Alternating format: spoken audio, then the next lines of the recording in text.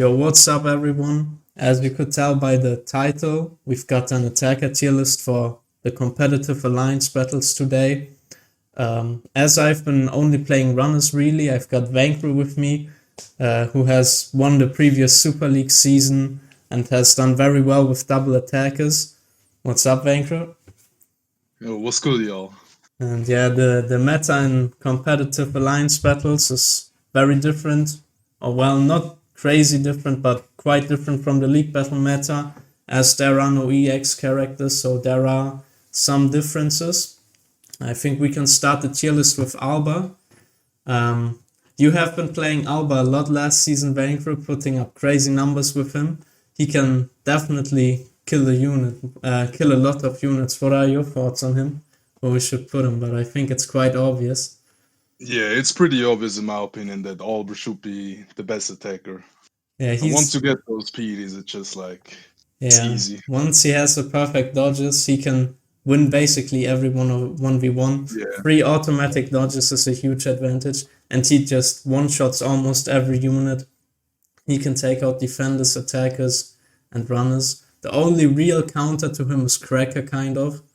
And once he has the perfect dodges, most of the units are an easy 1v1 for him. So he's definitely pretty OP right now. Next up, we've got Sanji. Sanji is quite interesting. He's he's definitely the number one choice for a green attacker. And with the whole element change, he definitely brings a cool aspect to the game and he can one-shot. But he kind of lacks in some areas. I'm not sure where you would put him, but for me, he's definitely not on the same level as someone like Alber. Yeah, definitely not on the same level, but I think like people really underrate Sanji. So yeah, people are really saying like he's straight ass, but I disagree with them. Like, he's not ass. I think so too. Yeah, he can. I mean, he kind of is in a weird spot where you have to be quite skilled to use him because he doesn't really have 100% safe matchups, but then also he doesn't have 100% bad matchups. So kind of every matchup against him, he has a good chance of killing the character. And he counters some units that are hard to counter, like Cracker and Toady. So he does also very well against Uta, the red one. Yeah, that's true. Right, he counters status effect units. Yeah. That's true. Yeah, and then next up we have Cracker. He has received a small nerf with the update. I don't know if you already saw that, but they nerfed the Cracker hitbox. Yeah. But I think he's still pretty broken. Big, yeah. I haven't ever played him, but you have played Cracker before, so I have, yeah. Yeah. In my time with you guys. This is a hard one. He's either behind Albert, I would say, or even Uta is before him, but yeah, I would say it's definitely in the category broken, though. Yeah, we have to. I mean, we can just rank Uta right away. I mean, she's the runner killer, if you want to say it like this. She's probably the number one unit most people use to fight the runners, and Cracker is more like an attacker killer. They have like kind of a different role. And I mean, in a 1v1 matchup, Cracker has a slight advantage, but Uta is pretty strong in 1v1s too, so it's kind of... I mean, in the direct 101, like Cracker versus Uta, like Cracker has the upper hand, but like in every other matchup, I would say with Uta it's different, because like in a lot of matchups, like she just straight up easily wins the 101 just because of her status effect, which is so hard to perfect dodge. So. Yeah, and another thing with Uta, I call this the Uta effect because like people are so afraid of getting sync that they just waste their dodge because they are too nervous to wait for it. Yeah. In my opinion, I don't know how it is for you. I mean, you also play on PC, but I can perfect dodge. Like usually, the other skills are all reactable. Like you see the animation, you can perfect dodge and you get it. But like for Uta, it's not the same. Yeah, Uta takes prediction. You have to kind of predict it when it's coming. And if the Uta player is not as predictable, then it's really hard to dodge, even on PC. Yeah, it's one of the hardest skills to dodge. I don't know. It's definitely debatable who's better now, Uta or our Cracker. What do you think? In my opinion, it's Uta, but what do you think? It's really a hard one. I mean, Yeah, definitely. It's I think definitely there hard. are units that can do the same thing that Uta does, but like Nami as example, there are. I mean, most of the times Uta is used to guard the backcappers, but she is also good against other attackers, so it's kind of a hard one. I think I'm happy with putting Uta above Cracker in this one. I think that's a fair rating.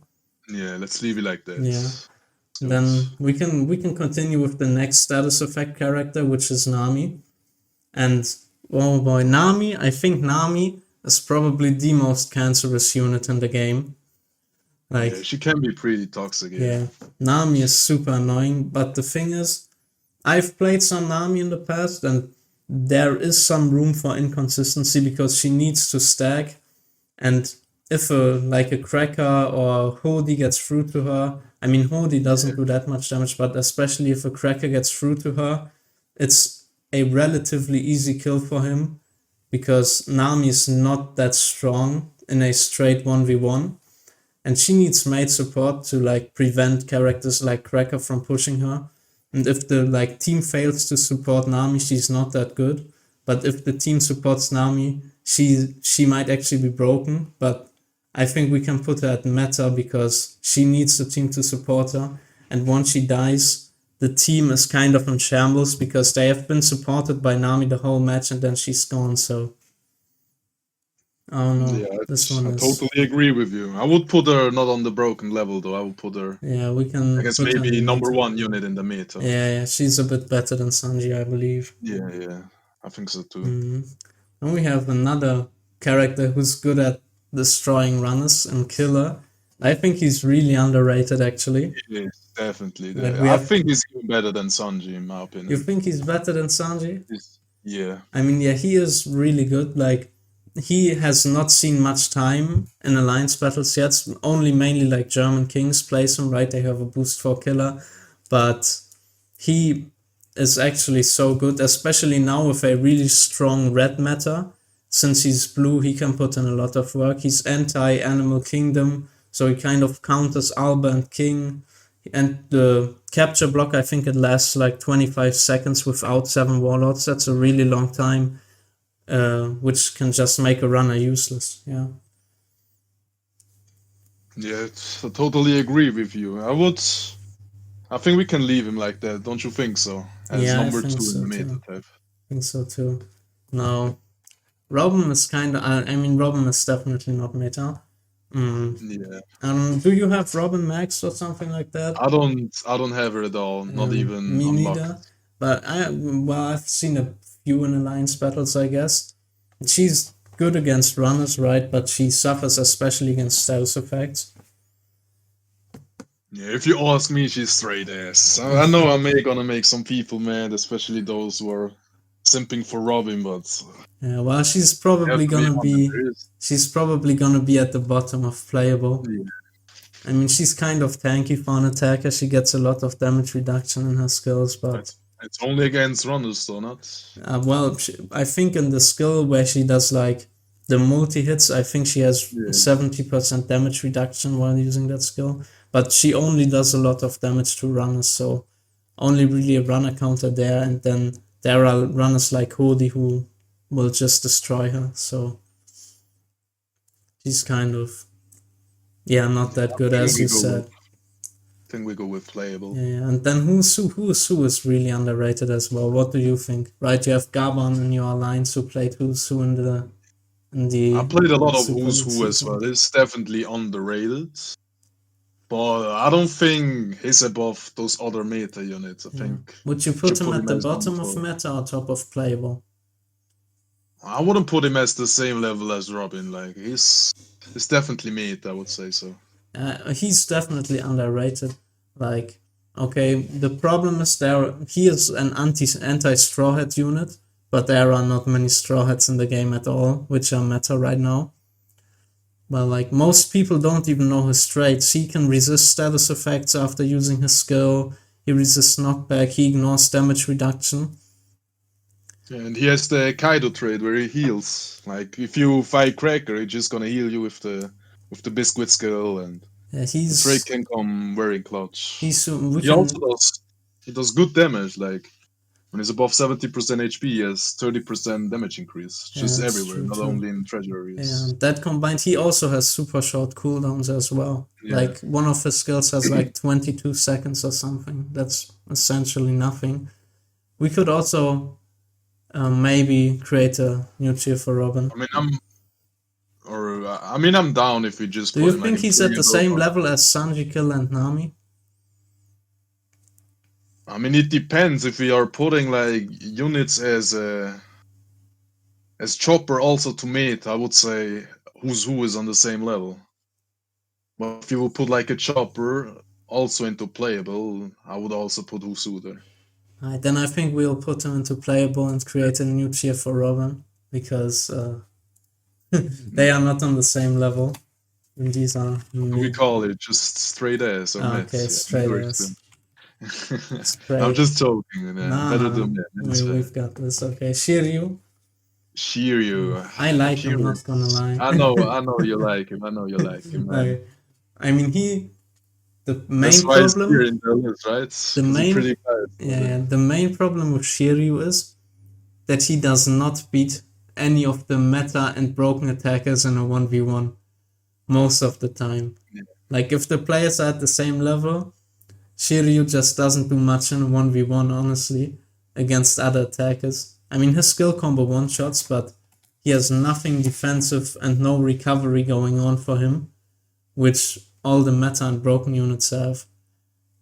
But I would put him even behind Robin, if you ask me. I wouldn't put him on. I would put him above Robin, honestly. Like, you think so? But yeah, he's he like can a because hit and run unit. Like with Robin, you at least can take care of the runners. Like, yeah, but shouldn't Shiryu lose. as well. Shiryu, he can sometimes. I mean, it depends on the support and stuff. But like, I've one-shotted some max Todis with Shiryu. He struggles against Sakuba. Yeah, bro. Only on the treasure area, right? Or even Not out, I mean, like on outside of the like when he's not capping, Shiryu's like hard hitting skill does around 20k damage to Hodi, which is still a lot. But it does more damage to runners, right? yeah, it does double damage to runners. He hits hard, and he can like stop runners from capping. But and another thing is he's great against the defenders. He has a multi-hit stun, which is a nightmare for Treble, and he can kill Balobeti while her trade areas up. I'm down to put him above Robin. Yeah, like, we can put him above Robin. Yeah, they are far apart. Well, and Pero, I think he can go into straight ass too. I mean, he has a status effect going for him, but I mean, who is it's he? not like it used to be anymore. Yeah, who is he going to beat in a 1v1? Especially, the thing is, the only thing he has going for him is his status effect. You look at Uta, she has crazy basic attacks, and Nami has insane damage anyways, but she also has the attack stacks for her basic attacks. They will hit hard. Petal's basic attacks do nothing. So, he is kind of as... I would say he's above Robin, but still in the same category. Yeah, I think so too. And then we have a red meta as well, which he suffers from. Well, Chopper, I think you have mentioned some thoughts on him before. I have never played him and only seen him once, but... I've never played him as well, but I have some people in my aliens which are playing him, and I've seen some gameplay, and it's actually pretty decent. I'll maybe put him... Maybe even above Who's Who. Really? I'm not sure about he's a beefy attacker. He tanks a lot. And in his spinning skill, I think he has resist knockback and stuff. He can be really annoying, actually. He's definitely underrated. I'm not sure if he should be above Who's Who, though. He has also pretty high... His support, he is great at supporting his team, right? He can...